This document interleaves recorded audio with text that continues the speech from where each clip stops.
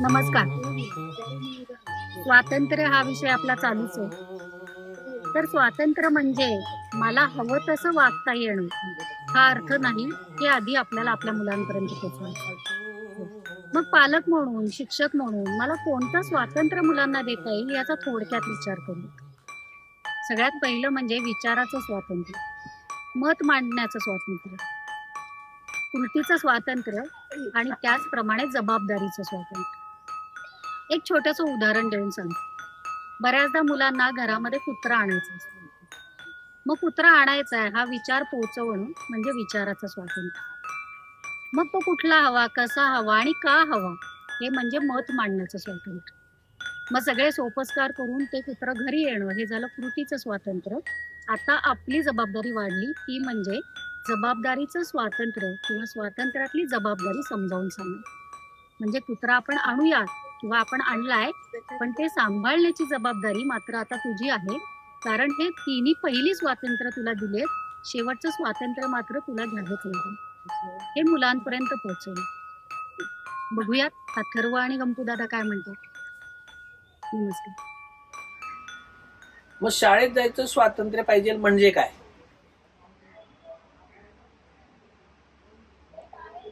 शाळेत गेलं की नियम पाळावे लागतात, बरोबर? मग नियम पाळणे म्हणजे स्वातंत्र्य असतं का नाही? कसं काय?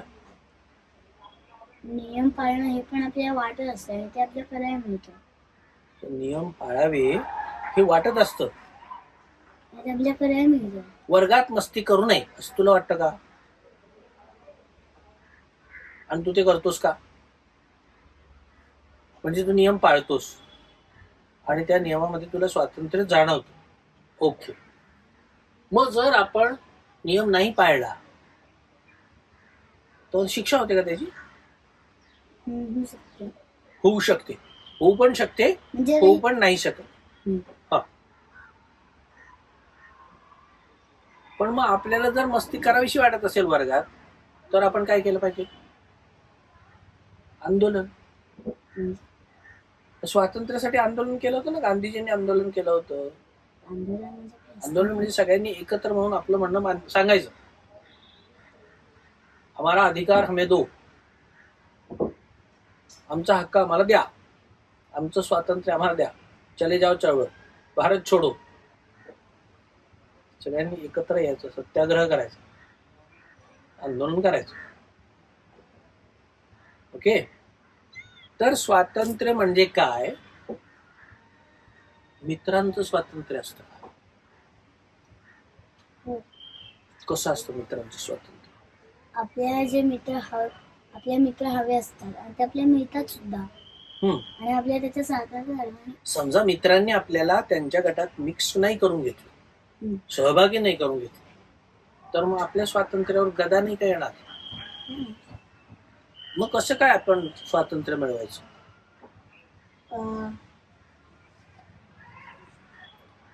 ते मित्र नाही, बाकीचे वेगळे मित्र बनवायचे. वेगळे मित्र बनवायचे. ओके. पण त्या मित्रांना विचारायचं नाही का मग जाऊन की तुम्ही मला का नाही सहभागी करून घेत? म्हणून विचारायचं. काय काय उत्तर देऊ शकतात ते?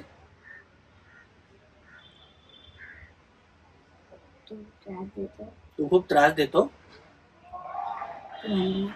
तू भांडण करतो, सारखं चिडून घरी येतो, तू सारखं चिडून घरी येतोस, जातोस. अशी कारणं असू शकतात. मग ही कारणं आपण बंद केली तर ते आपल्याला गटात सहभागी करतील का? कधीपासून करणार आहेस?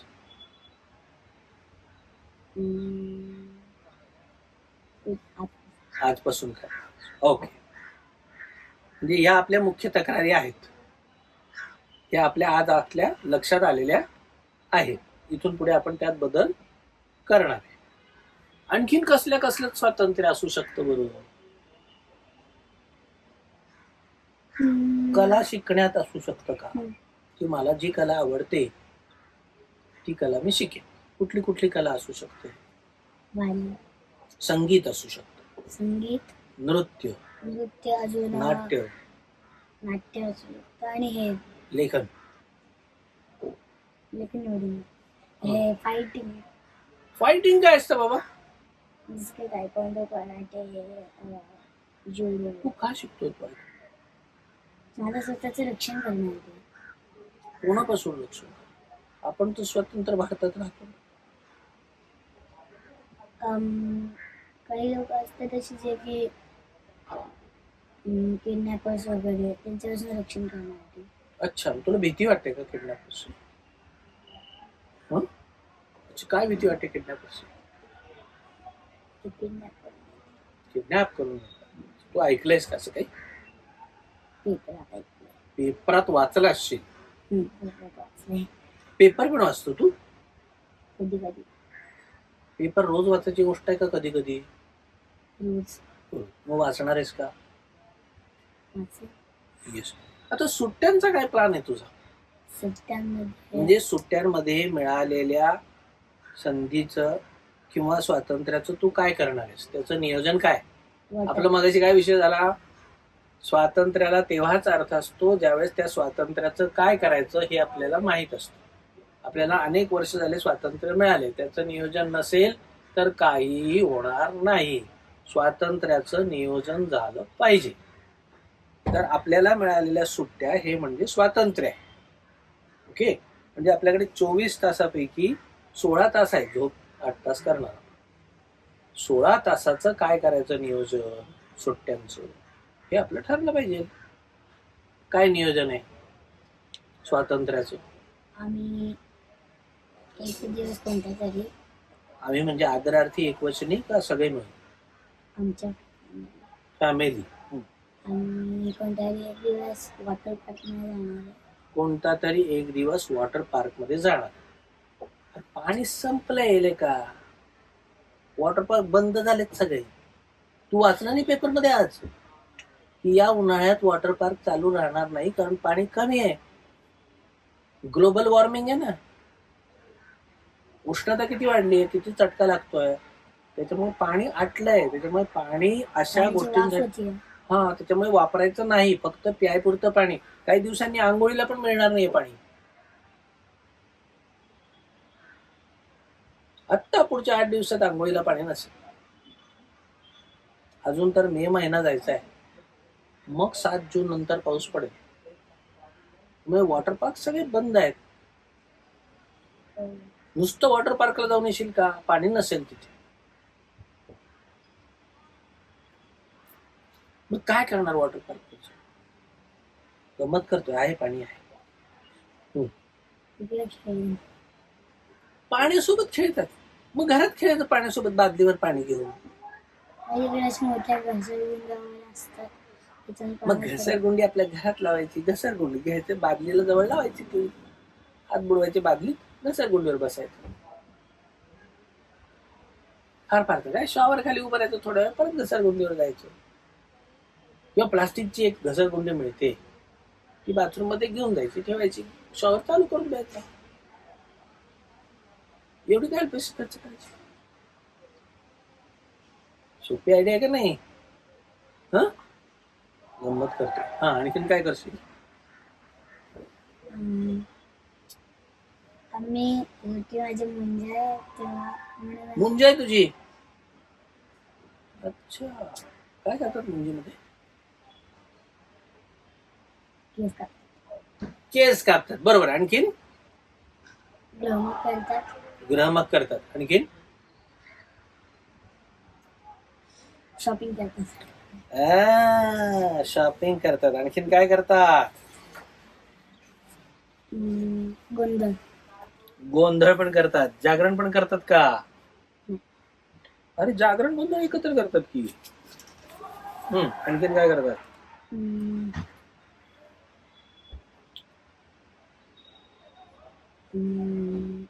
वेगवेगळे विधी करतात, होम करतात.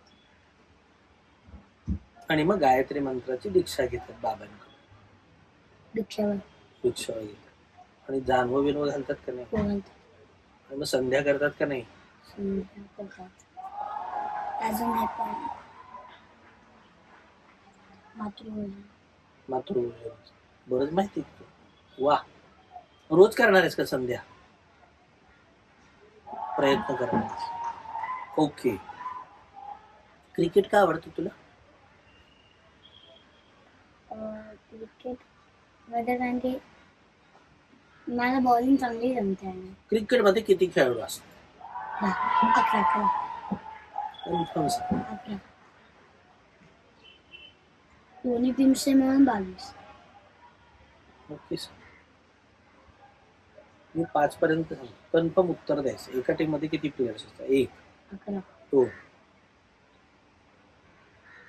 3, 4, 5, 6, 7 8, 9, 10.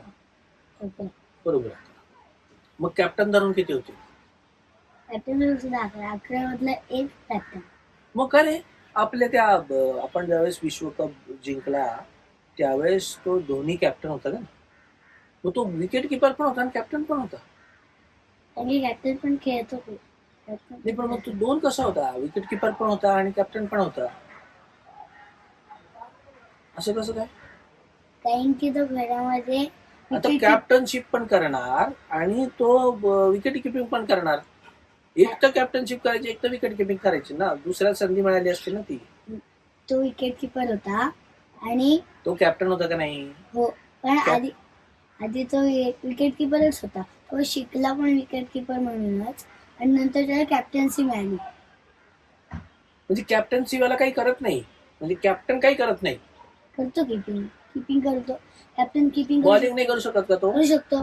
बॅटिंग करू शकतो. फिल्डिंग करू शकतो. फिल्डिंग तो लावू शकतो का सगळ्यांची? हो तोच लावतो का? हो का विकेट किपर लावतो? मग दोन्ही कसं काय लावत होता? कारण की तो कॅप्टन होता. अच्छा म्हणजे कॅप्टन असला आणि विकेट किपर असला तर तो दोन भूमिका करतो. कॅप्टनशिप पण करतो आणि विकेट किपिंग पण करतो. अच्छा. तुला कुठला क्रिकेटर आवडतो? हार्दिक पांड्या. हार्दिक पांड्या. तो कॅप्टन आहे? हो हो. मुंबईचा कॅप्टन. मुंबईचा कॅप्टन आहे. का आवडतो तुला तो? चांगला खेळतो. चांगला खेळतो. चांगलं खेळणं म्हणजे काय असतं?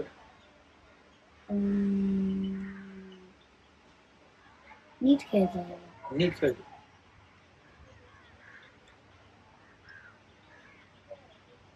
समजा मी तुला असं सांगितलं की आजपासून तुला स्वातंत्र्य दिलं. कसलं? अभ्यासाचं. तर कुठल्या विषयात जास्त अभ्यास करशील? गणित. बर. मग 2 रुपयाला एक केळ असेल तर 100 रुपयाला किती केळी येते? 2 रुपये एक केळं.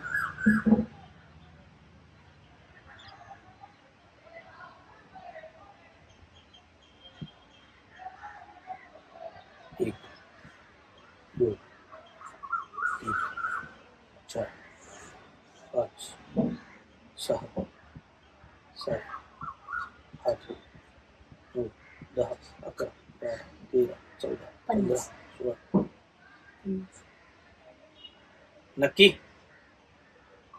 शुअर आहेस? 100 रुपयात 50 केळी येतील. ओके. मग 50 लोक असतील आणि 2 रुपयाला एक केळ असेल आणि प्रत्येकाला एक केळ द्यायचं असेल तर किती रुपये लागतील? 50 लोक असतील. अरे 50 लोकांना एक एक केळं. हा. म्हणजे 100च लागेल. नक्की? हो कन्फर्म? हो लॉक करू? हा. उत्तर चुकू शकतं? ओके. अगदी बरोबर आहे. भारी उत्तर दिलेस तू. गणितामध्ये स्वातंत्र्य आहे तुला. ओके. पुढे काय करायचं तुला? म्हणजे मोठं होऊन. तू मोठाचही केलं. बघ ना आपण उंची सारखी आहे. मोठाच दिसतो. मोठ्या आणि छोट्यामध्ये काय फरक असतो? म्हणजे जी लोक आपल्याहून मोठी म्हणजे वयाने वर्षाने मोठी ते आपल्याहून मोठी आणि आपण त्याच्याहून छोटे आणि जे आपल्याहून छोटे. पण कशाहून समजायचं की ते मोठे झाले कसं? त्याचं वय वर्षावर विचारायचं आणि हे बघ तुझी माझी उंची सारखी आता. हो तू पण बसलाय मी पण बसलोय. हो आपण सारख्या वयाचे नाही का? कारण की तुझं वय माझ्याहून जास्त आहे. तुझी काय जन्मतारीख? 14 मे 2017. 14/10/1975. 19 मे आम्ही 2000. मग 1900 कमी आहेत का 2000 जास्त आहेत? 2000 जास्त आहे आणि 19च कमी आहे. म्हणजे मी छोटा आहे ना. हं? 1900 आहे ना माझं. तू माझ्या आधी जन्मला आहे. कस काय? तू 1900 2000 जास्त आहेत का 1900 जास्त आहेत? 2000 जास्त आहे, 1900 कमी आहे. मग कमी कोणाचं आहे? तुझं मग कोण छोटा आहे? मी. कस काय? तू माझ्या आधी जन्मला आहेस, तुझं 2000 आहे ना, माझं 1900 आहे. पण तू माझ्या आधी जन्मला आहेस आणि अच्छा, मी आधी जन्मलो म्हणून मी मोठा आहे असं तुला म्हणायचं. हं. माझी मिशी पांढरी म्हणून मी मोठा नाहीये. आहे. तुला मिशीच नाही म्हणून तू छोटा नाहीस. ठीक आहे? छोटा आहे. ओके. मला कधीपासून ओळख?